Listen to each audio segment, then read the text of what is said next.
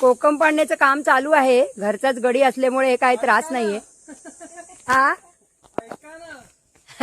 ऐकानावाली गेली लग्न करून. ऐका ना, आमच्याकडे आम्ही कोकमा पाडतो. कोकमाच्या झाडावर चढून कोकम पाडायचं काम चालू आहे.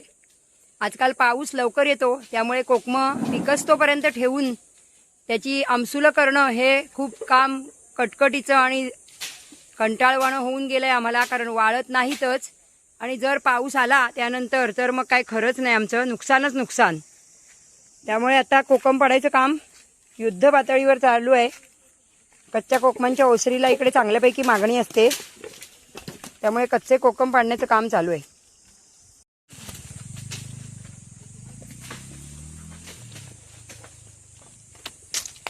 ही कोकम काढत असताना खाली टिपत असणाऱ्या माणसाचे मात्र हाल असतात.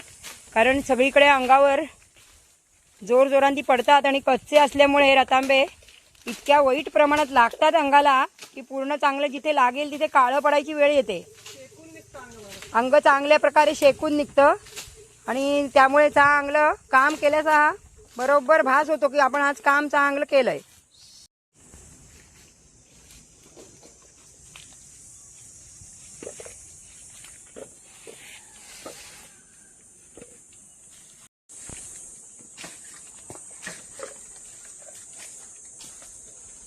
आमच्या मंदा आजी आणि आशा काकू कोकम टिपायचं काम करतायत. इकडे मिस्टर परांजपे पण आहेत आणि सगळे मिळून आम्ही आता इथे कोकम टिपायचं काम करतोय. कारण की कच्ची कोकम काढायची वेळ झाली. आता चांगल्यापैकी रतांबे तयार झालेले आहेत. वरती चढून घरचाच माणूस आमचा कोकम पाडून देतोय आम्हाला, त्यामुळे हे काम आम्हाला सोपं झालंय.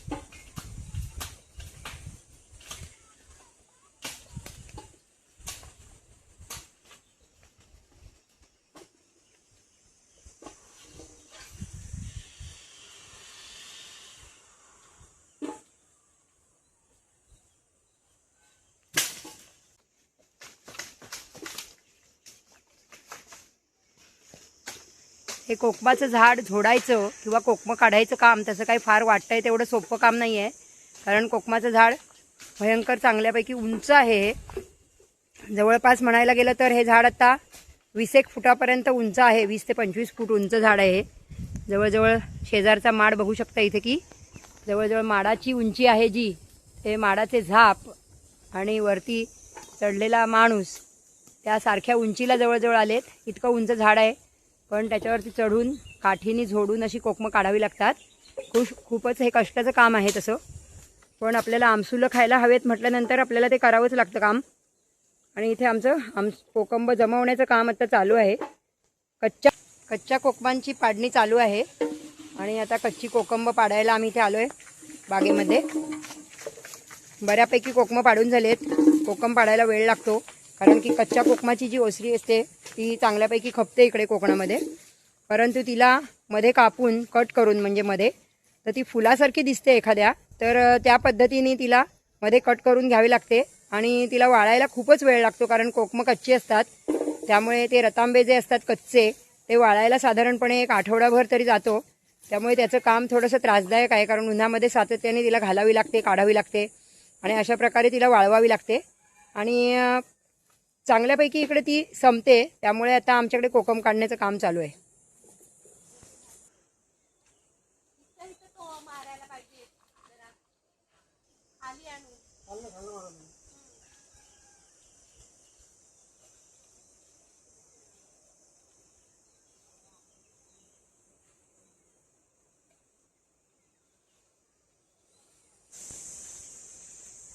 इथे बागेमध्ये आता खूपच छान वारा आहे. काम करत असताना घाम पण भरपूर येतो, की एक्झरसाईज चांगल्यापैकी होते आपोआपच.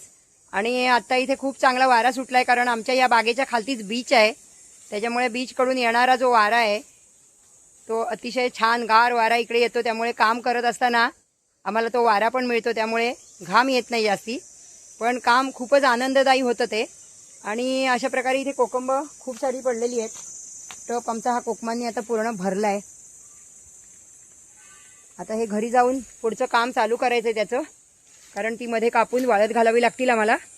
आणि त्याच्यानंतर पूर्ण वाळल्यानंतर मग त्यांना 1-1 किलोच्या पिशव्या करून आम्ही त्या विक्रीसाठी उपलब्ध करून देतो. खालनं काय मारता येईल ती मार. लांबोड ती कोयतीची गाठी नाही मार. जरा पाणी पितो.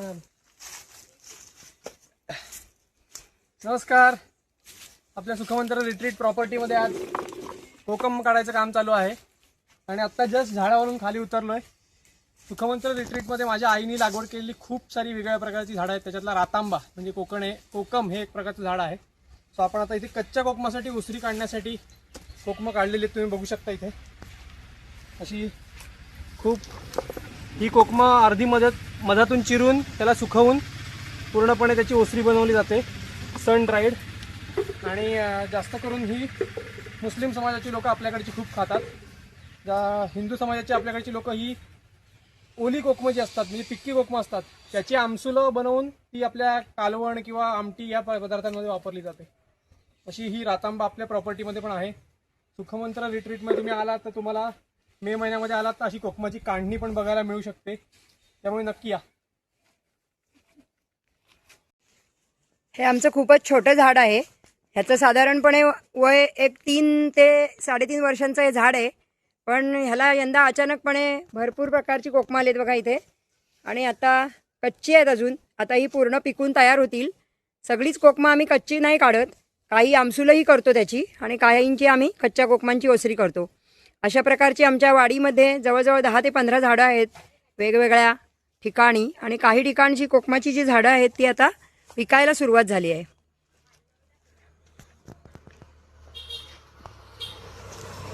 त्या इथे बघू शकता की हे पण किती उंच झाड आहे कोकमाचं, आणि त्याच्यावरही बरीच कोकमं तयार झालीत आता. आणि त्यामुळे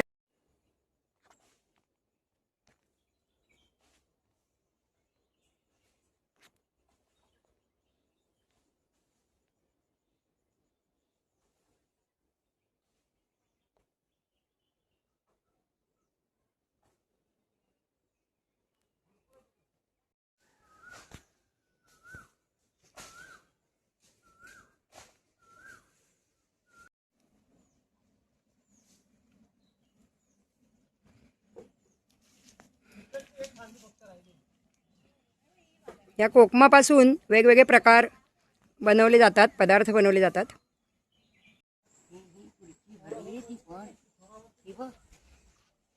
आई काठी टेकत टेकत बघायला आले बागेत आम्ही काय काम करतोय ते.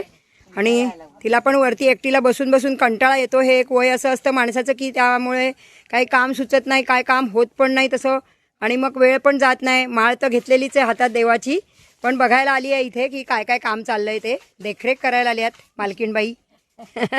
त्याच्यामुळे आम्ही सगळे वर्कर लोक आता इकडे काम करतोय. घरचंच काम आहे, मजेचा विषय. परंतु आई आमची बघायला आली आहे की आम्ही काय काम करतोय, तिचा नातू काय काम करतोय ते बघायला इकडे आलेली आहे आजी आमची.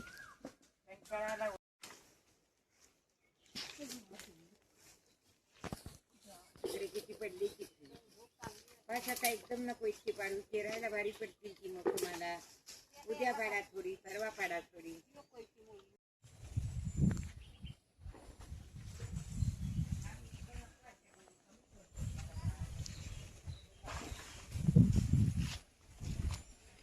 सूर्य अस्ताकडे चालला आहे. इकडे खालतीच माझ्या बागेच्या खाली समुद्र असल्यामुळे सूर्यास्ताचा एक सीन जो असतो तो एकदम अप्रतिम आम्हाला बघायला मिळतो इथे कोकणात रोजच्या रोज. अतिशय सुंदर विलोभनीय असं दृश्य दिसत असतं की त्याचं काही वर्णनच नाही आहे. थोड्या वेळाने हा सूर्य महाराज आता लाल लाल होत अस्ताला जातील आणि ते बीचवरती विलोभनीय दृश्य तुम्हाला बघायला मिळेल. आलात तर कोकणात नक्कीच भेट द्या. आमचं जे होमस्टे आहे जो आमचा सुखमंत्र होमस्टे म्हणून आम्ही चालू केलेला आहे, तिथे तुम्ही एकदा अवश्य या, अवश्य भेट द्या आणि तुम्हालाही हे सगळं छान दृश्य बघायला मिळेल. अस्ताला जाणारा सूर्य फारच सुंदर दिसतो, खूप विलोभनीय असतो आणि नव्या जोमाने उद्याना काम करण्याचा नवा जोम घेऊन तो पुन्हा उद्या उगवतो. परंतु आत्ता अगदीच बघण्यासारखं दृश्य असतं. बीचवरती आलात आमच्या तर तुम्हाला नक्कीच ते बघायला मिळेल. अजून तरी आमच्याकडचं कोकण अनटच व्हिलेज असतं तशा स्वरूपाचं आमच्याकडे आहे कोकण हे आमचं अजून. हा इकडे केळशी आमचं गाव आहे आणि तुम्ही त्याला जरूर एकदा भेट द्या. इकडचं सगळं हे बघण्यासारखं आहे आणि अजून हिरवळ खूपच आमच्याकडे आहे. आमच्याकडे चक्रीवादळ होऊन गेलं इकडे, पण तरीसुद्धा आम्ही कोणत्याही प्रकारे त्याला न घाबरताना परत नव्या दमाने उभे राहिलो आहे, नव्या जोमाने उभी राहिलो आहे आणि परत आमच्याकडे होती तशी सगळी हिरवळ तयार झालेली आहे.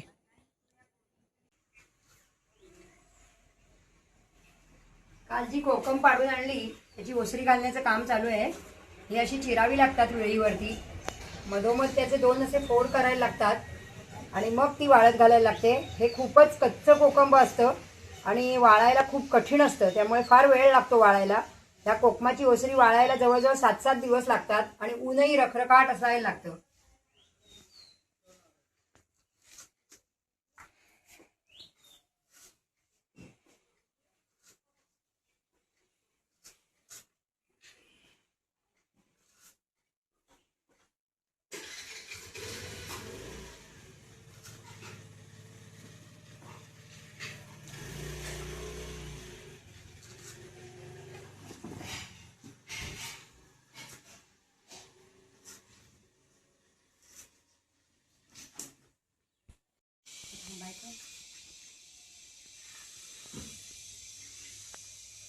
काल मी शॉर्ट व्हिडिओ टाकला होता, त्याच्यामध्ये मला काळ्या बुलबुल पक्षाचं एक छोटंसं पिल्लू पण पडलेलं मिळालं होतं.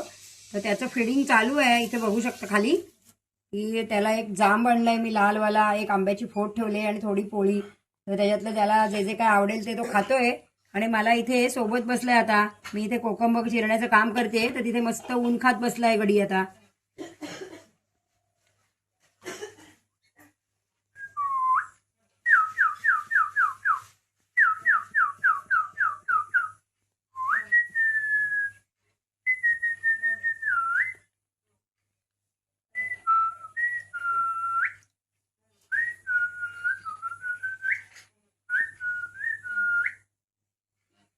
खात नाही, भूक नसली तर बिलकुल खात नाही काही सुद्धा. पंख साफ बीप करण्याचं काम चालू आहे. ऊन मिळतंय मस्तपैकी, मज्जा वाटली आहे खूपच जरा उन्हात उघड्यावर ठेवल्यामुळे. आणि पंख बिंख साफ करून घेतोय. आता काम पण चाललंय माझं आणि त्याची जोपासना पण.